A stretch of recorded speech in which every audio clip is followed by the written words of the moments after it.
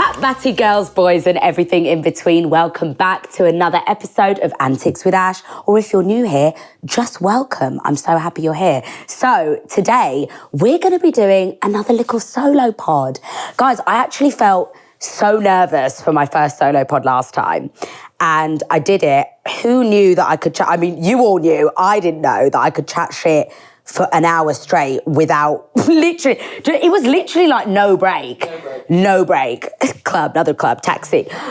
Honestly, I had the best time. You guys were so super supportive of that ep, which is so nice because sometimes it's easy to think that you guys just want a guest, but it's nice to know that you're here for me too. So I think we should make the solo ep a bit of a reoccurring theme. So that's what we're doing today. So today is going to be a big batty Q&A. Let's go.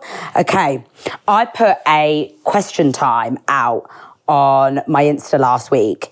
Just literally, it was just a question box that said, ask me anything. And Lord knows you lot delivered. So we're going to go through them. Okay. So, oh God, number one is, how's the vape-free life? That's all I could say. Guys, as in, vaping is the pandemic of our era. It actually is. I can't believe that I literally said on my story the other day, this tiny mango ice-flavoured Duracell battery has got me on my hands and knees, like by the bollocks. I'm struggling. So where I'm at now, the reason for quitting is obvious. It's just so bad for you and so much is coming out now about how bad vaping is for you. And isn't it? It's actually scary. It's spooky. My mate from home, she is an intensive care nurse. And she told me a story that was honestly harrowing. Basically, some really fit, young, healthy guy came in. They couldn't work out what was wrong with him. I think his lungs just collapsed, like genuinely just collapsed. Turned out, when they looked at his scans, all they saw was like this blockage of like tar and syrup. And they said to his girlfriend, what's happened? Like, does he smoke? Like, we can't even work out what this is. Turns out it's all vape juice. So I was like, do you know what? We can't keep going on like this. I need to sort it out. But I'm struggling. So where I'm at now is, right? I haven't had Molly's laughing because literally, guys, I got to the podcast. We podded 2 days ago. I was sitting here. I swear to God, I looked over and I saw an old banana ice that I'd left here from before Christmas. That's how nitty I am. And I went, is that banana ice? My eyes, I was like this. And I went, oh my God. And obviously, if vapors know, you know, that's been left to marinate for at least 2 months. So I knew I could get at least 2 tokes out of it. So I went and I did. And I was like, oh, the feeling, it is crack. So where I'm at now is I haven't had my own vape for a good 2 weeks. But my mates who still vape are getting a little bit jarred at me because every now and again I just go, can I just have a little? But that's it. So I think that's a huge improvement from where I was, but we still haven't completely kicked the habit to the curb yet. I have heard though, my good friend Jess, she read a book which is like taking the nation by storm at the moment. I think it's called How to Quit Smoke, like literally. Yes. Yeah, How to Quit Smoking, right? By Alan Carr. Mm-hmm. And apparently, as in the success rate is mad. Apparently it's like a 90% success rate. It's crazy. It's like a best-selling book. And I am such a skeptic of things like this. I'm very anti it. I'm like, am I going to listen to some middle-aged man tell me to not smoke? No, not really. But apparently it's mad. My mate was like a vapor, a true vapor. As in, if you ever saw her, there was a vape in her hand. She actually listened to the podcast version and she's not vaped since. And she said, Ash, I haven't even thought about it. Apparently it's mad. So yeah, if you're struggling, I'm going to start listening to it because, as we said, Banana Ice Gate the other day proved to me that I'm still not quite there. So I'm going to listen to it and then keep you guys updated because from what I heard, it's absolutely mad. Okay, that's Vapegate, over and out. Next question. See ya. Do you remember that? I'm so dead. I used to say that all the time. Okay, how's the love life, Ash?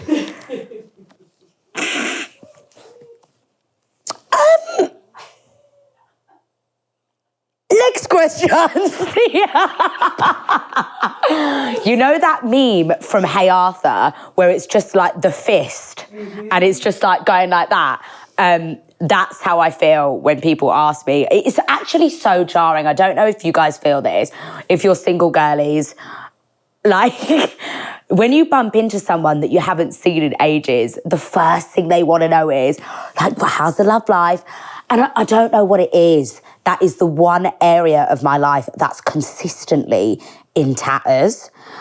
It's so weird because every other area, like friends, career, you know, health, everything else is great. It's just love life is consistently either just like non-existent or actually down bad. So, yeah, here's where I'm at. Oh my God, I'm going to talk about it now. Should we get into it? Yeah. Okay. Wait, before you, I'll cut this bit, but Grace Beverly, yes, the other day was like, if you're doing really well in your career and you're down bad in your love life, it's because you only have so much energy. So if you're putting your energy into your I career, think this too. Don't be hard on yourself. Yes. Oh my God. Wait, why can't that make the edit? I can make the edit. Yeah, that needs to make the edit. Okay. Oh my God, that's nice words. And obviously from our girly Grace Bev. We love Grace. We love Grace. So I agree with that, actually. I think that particularly if you're a career girly, you have big ambitions, big aspirations, something's got to fucking give, man. Like, you can't expect me to be this high-flying achiever and also have the man of my dreams. There's not enough hours in the blood clot day. Who's got time? Yeah, who's got time? And also, to have a relationship like that, you really need to nurture it. Do you know what I mean? Like, what? How many hours in the day does a girl have? So I'm going to talk about it because I've been reluctant this entire time to chat about where my love life has been at because it was a sticky one. It was a sticky one for a long time. Molly's creasing because she knows how sticky it's been. Oh, right, I'm actually going to sip my Malibu and then chat. It's just so funny because you told me the first time I met you the sticky situation and now we're at the end of it. But bear in mind, how long ago was that? Yeah, like 4 months ago. So essentially, right, there's no... Oh, no, my mic. My mic. Oh, no, my mic. Is that right? Yeah, perfect. Gorgeous. Okay, so here's the tea.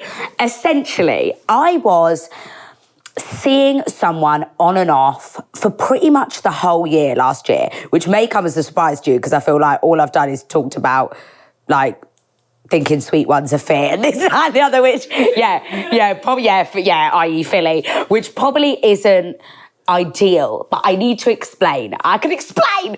So basically, started seeing someone. It was always positioned as a casual ting, right? Which is actually quite different for me because I'm not normally a casual girly. I feel very content in myself to the point that I don't really have time, unless you're the love of my life, I always had this view of, I don't have time. Like, I don't have time for casualness, that's boring, blah, blah, blah. My mind sort of changed at the beginning of last year just because I felt so in my career bag and really, really focused on that. I almost knew that I didn't really want to allocate that time to my love life. So I met someone who we have great sex. I thought he was fantastic. I literally cannot say a bad word about the boy. Like, I really can't. So this is not even a shady thing. But he just, for me, it was always going to be casual. This is the issue with casualness, right? Someone is getting hurt. I don't care what anyone says. Someone would have it unless there are the very alien anomalies, that this isn't the case, and maybe you're both exactly on the same page and you're both getting exactly what you want out of it. Fine, that does exist. I'm not saying it doesn't. But more time, somebody is down bad, right? And the other person's chilling. And in this scenario, he was down bad. And I think I'm so used to having guys that are honestly unsure about me. That's why my love life has been in the trenches for all of my 20s, genuinely. So I had this guy that was like, yeah, I love doing the casual thing. Like, that's fine. I was like, great. As I said, the sex was sexing. I was satisfied. As you know, the G-spot is like the Da Vinci Code for most men. He knew where that was. I didn't have to give him the coordinates. Everything, I was like, this is great. I think this is exactly what I need at this period of my life. Then, as time went on, we'd go out together. I'm careful about what I say because I don't want to say too much that's going to make him feel shit if he ever listens to this. I'm low-key his op now, so I don't think he will ever listen to this. But basically, it just became really clear that there was a complete imbalance in our relationship. He wanted it to be more.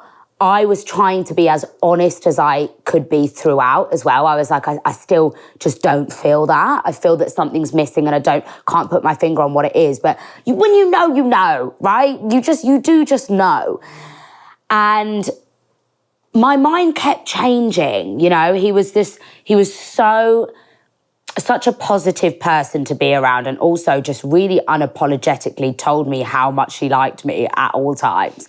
And because I've never had that, I've only ever had guys being like, oh yeah, like, I know we're meant to see each other tonight, but like, something's come up in it, like, what about next week? And then I get a 3 a.m. text like, you up? And I'm just like, oh, obviously I'll go. But yeah, I'll go, but I'm not happy about it. Do you know what I mean? So this is where I found this specific relationship really, really hard to manage, because he was so good to me and really, really was so interested. I was like, I'm not used to this. So I was like, maybe I should give this a go.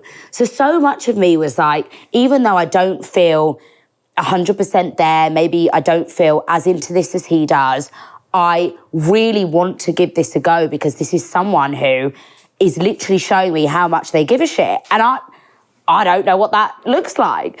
So I tried and I tried and I tried.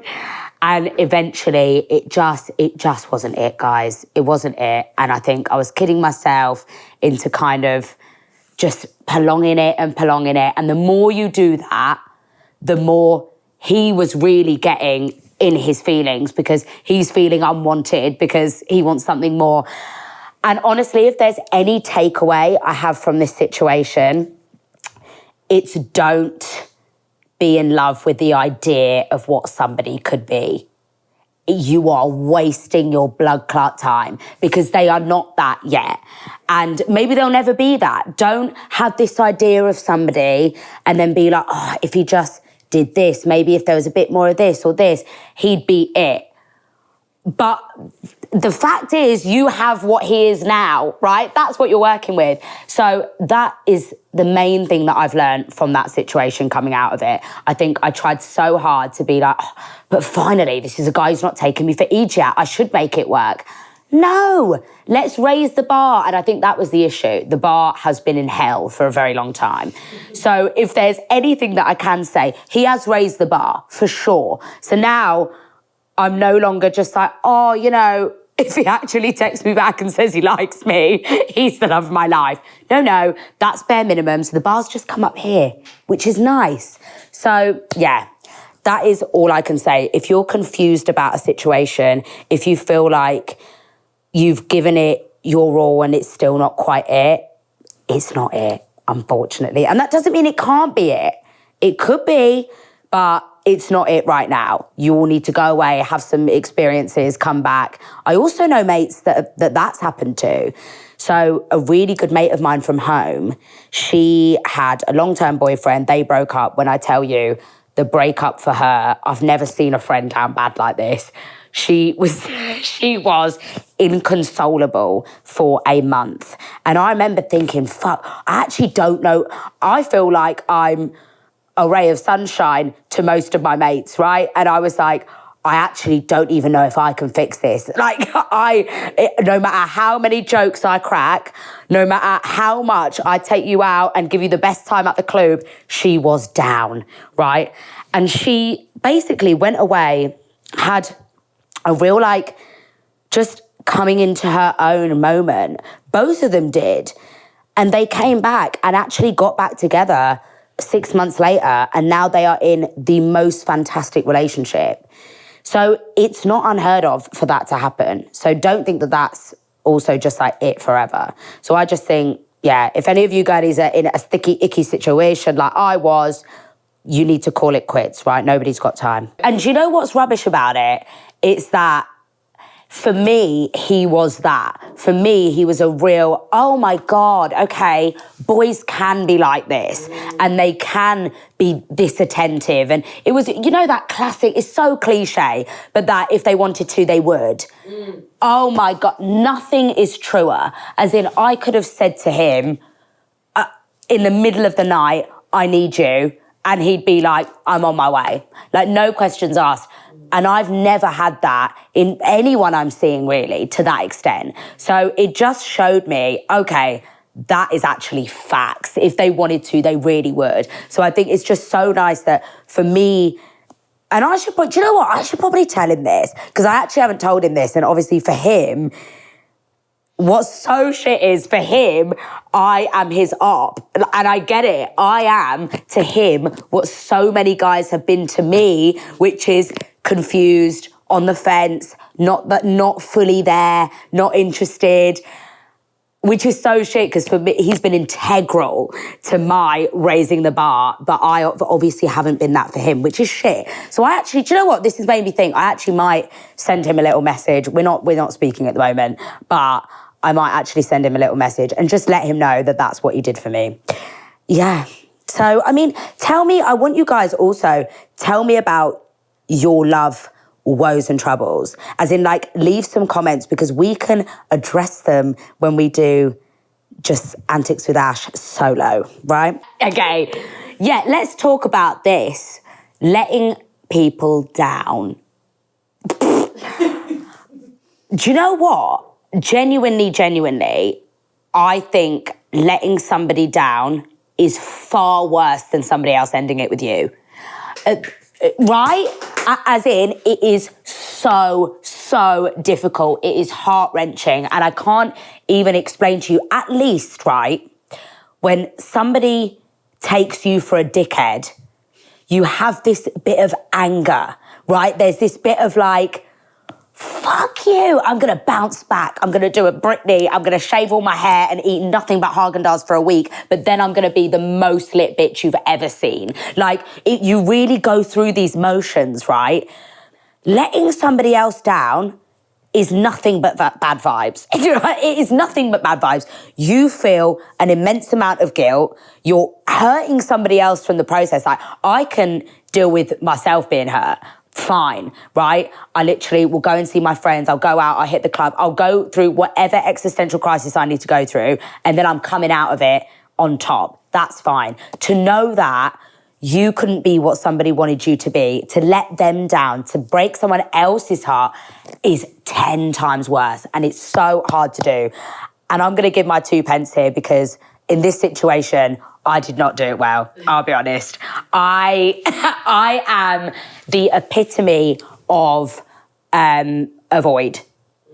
Avoid all problems at any cost, blocker.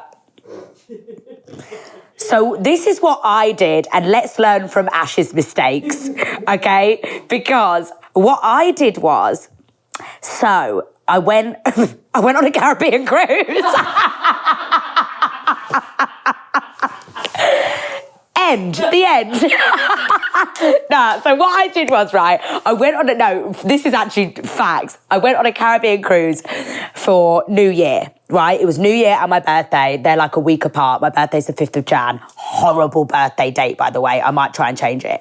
Anyway, so I went on this cruise. I had a mad time.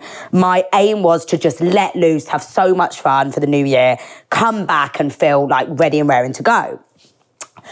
On this trip, it was a Virgin Voyages cruise, okay? Shout out Virgin. Yeah, in it. Shout out Virgin, get me a collab. So I was literally on my little balcony and I was just looking at nothing but sea, right? This was on the 1st of Jan. My tequila was running through my veins from the night before. I think we'd barely slept. And I was just thinking about how I want the year to be moving forward. And I thought, I have to put this boy out of his misery. Like, I can't continue to be in this relationship that it's just not serving either of us. I am stopping him from meeting his person because he's hooked up. He's literally just wanting this to be something, and I'm so obviously never going to get there, or at least not now. So I was like, this is serving nobody. Like, nobody's winning in this except from us having bomb sex, but whatever, okay? That's what Love Honey's for. So I remember thinking, right, I need to cut this off.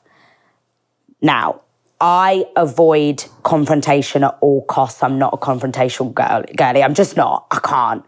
So I said, bear in mind, we've tried to cut it off a lot of times by this point, and we've always ended up circling back to each other. We'll be on a night out, someone will be drunk, someone will be like, well, I could come yours. And I'm like, well, is water wet? Come on through.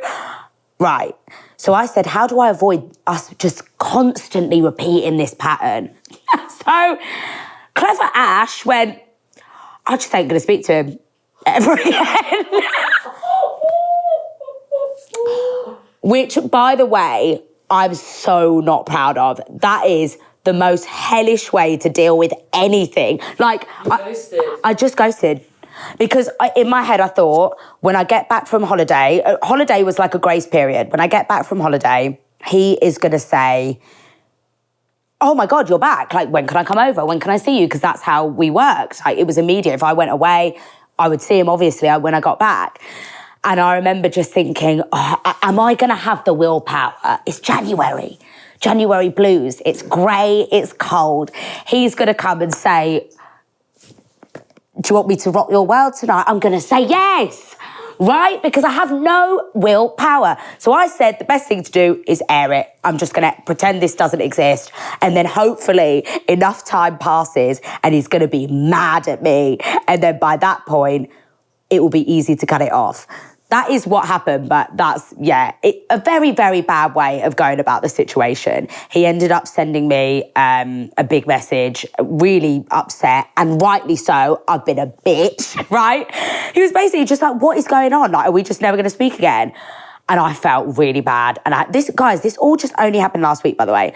I had a big old cry in my bedroom and I just said, I'm actually... And I was like, why have I done it like this?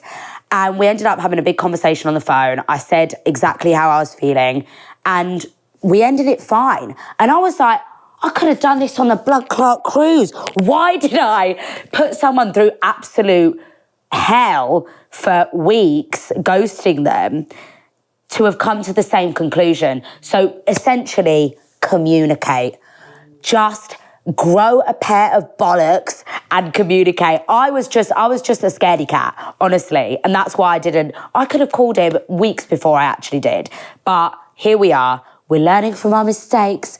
We're growing. It's 2024. It's the new year. So that is what I'm going to say to you. That is my wisdom for today. If you're trying to end it, communicate. Let someone down in a way that lets them know, okay, I've given them exactly how I feel. I've told them everything. There's no unanswered questions. There's no, fuck, what if I did this? What if I did that? All it does is hurt the person further.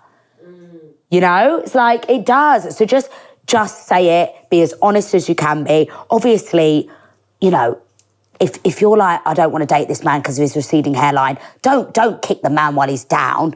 Don't, you know, just say you're not for me. Whatever it is isn't gelling, but I wish you all the best. Fine, yeah? but communicate. That's my 2 pence.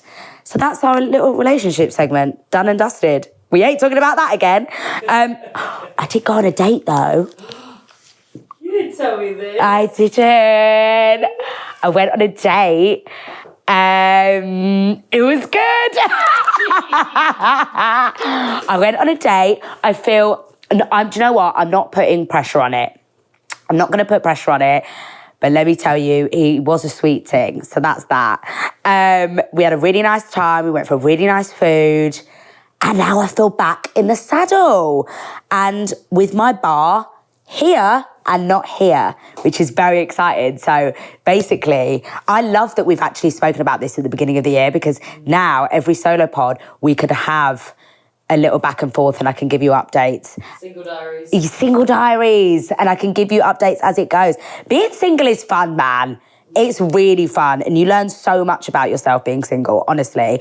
I actually think that's the key to life. I say this to a lot of people and they're always like, what do you think is integral to growth? And I always say being single for at least a chunk of your life and your 20s, because fuck me, you learn so much about yourself. So yeah, I'll keep you updated on how the sweet thing's going. Okay, next question. What's your wildest story from being a professional dancer in a club? Oh, there's so many. So for those of you that are new here, I used to shake my batty for a living, right? I loved it. It was such a fun time in my life. I don't regret it for the world. I used to dance at like Mayfair clubs. I used to do events or performances at venues and things like that, right? So I worked at, if you know any of these, I used to work at The Box, which is obviously my version of Temple. I love The Box with all my heart. It's essentially the most chaotic club you've ever been to. It's just so much fun. It's so inclusive. The whole like ethos of The Box is kind of just anything goes. And that goes to the people that go there as well, you know, like sexuality, race, whatever. It's just whatever you identify as, you pull up to The Box and everyone is just so welcoming of it. And that's why I love it there.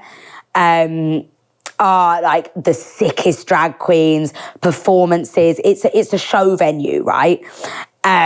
Some left shit goes down in that club, let me tell you.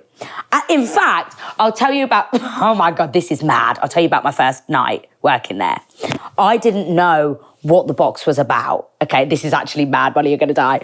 So basically, I had a very good friend of mine, a dancer, was like, Ash, can you cover me tonight at a club called The Box? I went, yeah, of course. Like, I could do with the money, blah, blah, blah. I didn't have any work that day. I said, what is it? She went, just go, you'll get it once you're there. She was like, I've asked you because I know that you're the type of personality that will just like ease right into all the chaos. I'm thinking, where the fuck is she sending me? But I thought, let's do it. I thought the way that she was saying it, she went, take some lingerie and just turn up. I thought, my girl's sending me to a whorehouse, but that's okay. Let's go and just see what's happening. I get there, right? There was, at this time, The Box is different now, but at this time, there was an area of the club at the top. So that's the main club. And then there was this like kind of sexy room below that had a DJ in, had like a few very small tables, but I'm talking it's small, cozy thing, right? And it had a 4-post bed in it, okay? I've got there. I'm thinking, wow, like, what's this? Is it a sleepover? What's happening? I don't get it. Why is there a 4-post bed in the middle of this little dingy dark tavern? Turns out, right, this is like the kind of fun room. You only really know about it if you know about it. A lot of people will just spend their entire night in the top bit of the club and not know that the bottom bit exists. So I'm downstairs. I get there for this shift. I don't know what's happening. This, what only can be described as an Adonis of a man, comes in front of me. When I tell you, it was like he was carved out of marble. You know, like those marble carvings with like massive cocks and like 8-packs. Him. That was him, right? So he comes in, I'm like this. And I went, oh, you're right. Like, am I working with you tonight? He went, yeah. So me and you are working together. Essentially, our role down here is to like dance, have fun with people, and just get them feeling frisky and fun. Literally. I went, that's very broad. Like, that's a very broad, isn't it? Like, what a brief. Basically, have fun, have a little boogie, get people feeling frisky. I said, I do that every day. So I said, this is brilliant. What a job. So I said, okay, great. So I thought, let me just watch how this boy's moving to understand what to do, right? I kid you not, this girl comes in. She's so gorgeous. I'm talking a 20 out of 10, this girl, right? She comes in. Oh, my God. She hikes her dress up. She lays on the bed. She gets licked out. I swear. She gets licked out in the corner. Like, not many people are here at this point. No, nobody's really knowing that this is going on. I am looking at all of this, jaw to the floor. My jaw's on the floor. She gets licked out. She gets up. She hikes her dress down. They were in like a little corner, so people couldn't really see them. I could see them. She hikes her dress down. She picks up her fucking cocktail and goes, woo, and walks off. I went, wait a minute. I went to him, babe, is that normal? What just happened? Because I've just witnessed a crime. I can't believe that's just happened. He went, do you know what? She's like, we really get on well. We do that sometimes. I went, oh my God, this place is where I want to be during my 20s. And then I spent another 4 years there. So it makes sense. So that just gives, bear in mind, that's one of the most left stories I have. So it's not every day, get somebody hikes their dress up and gets licked out. But that was just an indication of how crazy it can get there, right? So let me tell you about this one night. I was shattered this one week. I remember this so poignantly. I remember being like, I've got nothing in me on this shift but a two-step, and a light one at that, just like no energy two-step like this, right? And the club shuts at 4. So it gets to 3. No, when the music gets to about, 3:30, I'd say, the music starts to wind down a bit. Like the end of club tunes come on and you kind of, they'll give you a bit of like Mariah Carey, We Belong Together, and you're like, oh, it's home time. It's home time. And it gets to 3:30. The club is jumping and thumping, as in it's break off your back, like pull up to me bumper, all of those like real yardy tunes. I was thinking, what's going on here tonight? It's 3:30 and it feels like we're only just getting started. What's going on? The security comes up to me and goes, Ash, we're keeping the club open later.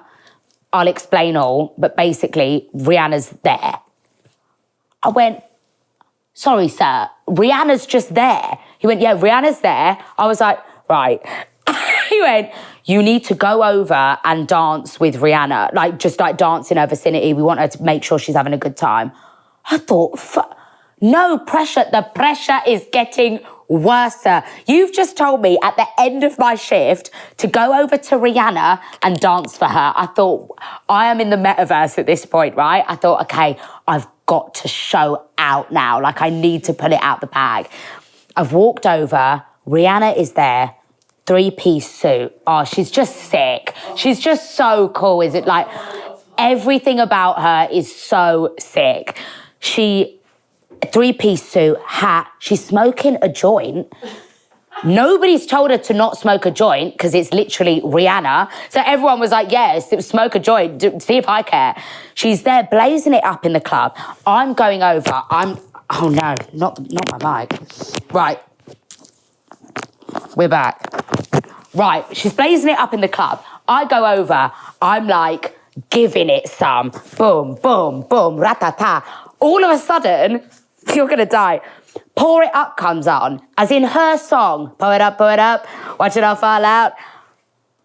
I'm now dancing to Rihanna's song. To Rihanna. blood fire. I said, what?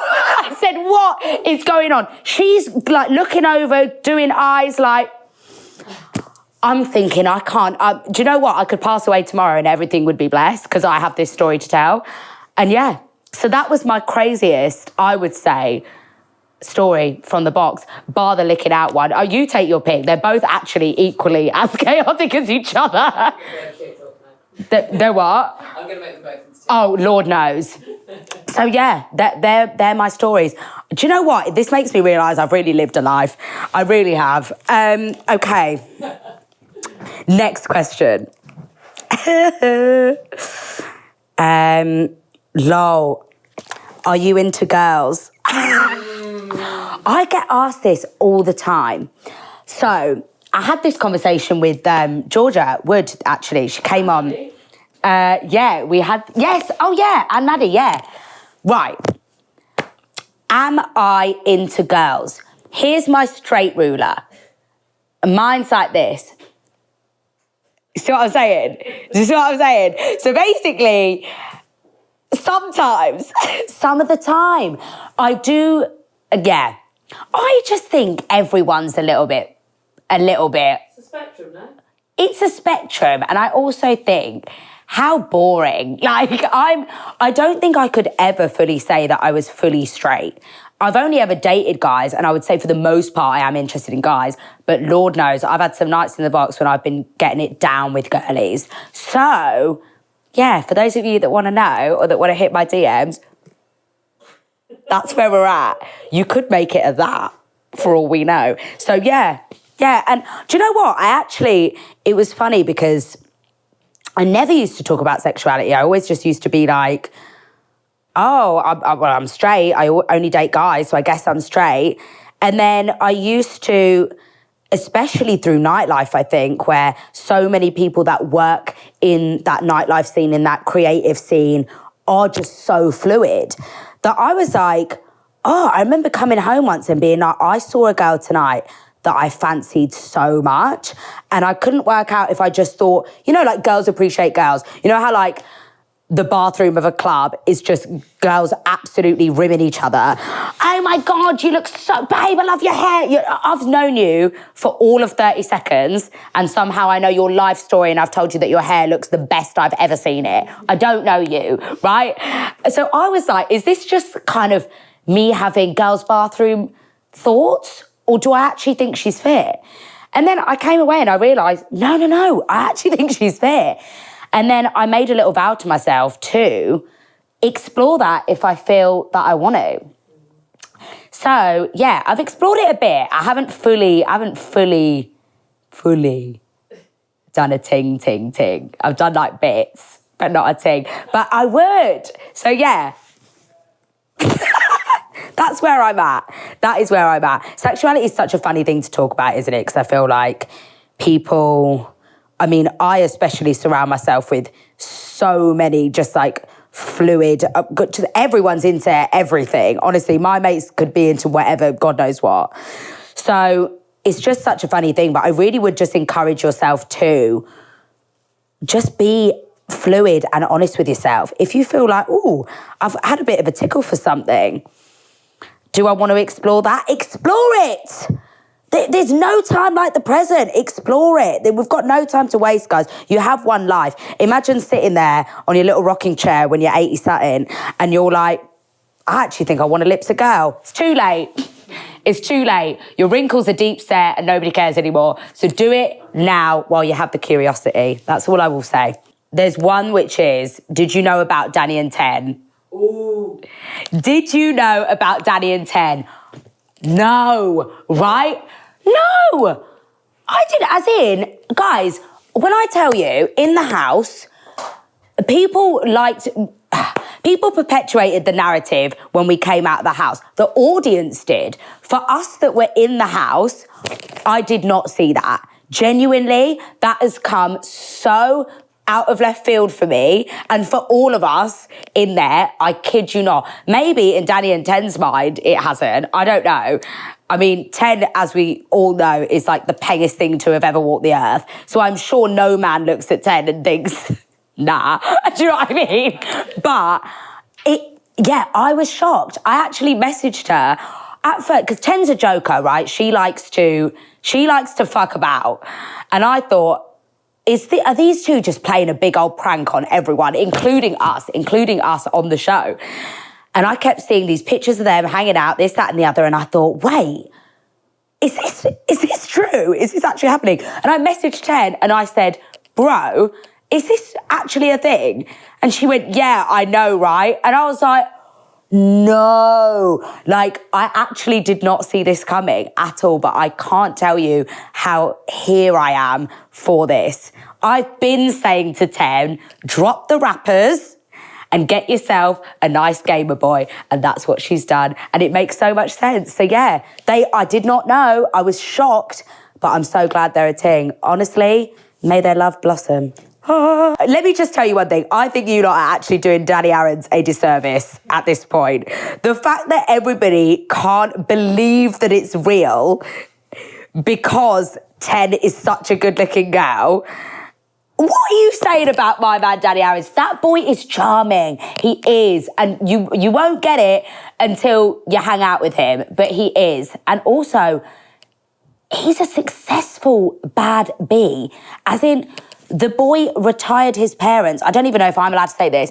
He retired his parents at 22. Yeah, as in, he's a big fat thing. He is successful, he's a really hard worker, and he's charming. So you lot need to put some respect on Danny Aaron's name, because the fact that you all just can't believe it's true because Ten is that peng, I get it, but he is a ting in his own right. So yeah, it's real. Ten said it to me directly, it's real. And I said when, and she said they went out after the reunion. Because at the reunion, I didn't see it either. That's why I thought it was hocus pocus. I was like, nah, you lot are taking the piss out of me. This isn't true. But they went out after the reunion, apparently. So also for the naysayers saying that Ten stole him from his ex-bird, that's also not true. That's also cap. So yeah, that's my take on it. I love it. I'm so gassed for them both. I can't wait to see them together. It's going to be really weird to see them like that together, being all canoodling and shit. I'm going to be like... yeah, exciting. Guys, that is it for the solo ep. Thank you for joining me. Honestly, these are quickly becoming my favourite style of eps to do. I love just talking shit with you. It is the best. Also, you're gonna die. We are nearly at 25k subscribers. Are you mad? Are you mad? So, without further ado, like, comment, subscribe, I beg, if you're watching. If you like what you see, if you like what you hear, leave me 5 stars. Love me, lips me, tell your nan, tell your granddad, tell your Doberman about this show. I don't care, just spread the word. And I love you. Thank you all so much for joining. Mwah!